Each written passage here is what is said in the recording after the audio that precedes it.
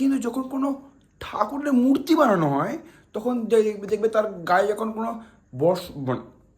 থাকে না বস্ত্র, তখন তখন তখন কি হয়? তখন কিন্তু কেউ কিচ্ছু বলে না। কেন? কেন ওটা মানুষ নয় না? তো উদগান্ডু, খানকির ছেলেরা আর বেশ্যা মাগি, কথাগুলো তো শুনতে খারাপ লাগছে, তাদেরকে বলছি, মেয়েটাকে না আঙ্গুল দেখিয়ে নিজের দিকে দাও। আজকে অন্যকে নিয়ে চর্চা করছো, কালকে তোমার দিকেই আসতে পারে। তো এরকমই মেয়েটাকে নিয়ে আমরা চর্চা যে করছি, হয়তো জাস্টিস আমরা পেয়ে যাবো, কিন্তু ভেবে দেখেছো যে এর বাইরে কত কিছু হচ্ছে, কত মেয়ে এরকম ধর্ষিত হচ্ছে, তারা কি জাস্টিস পাচ্ছে?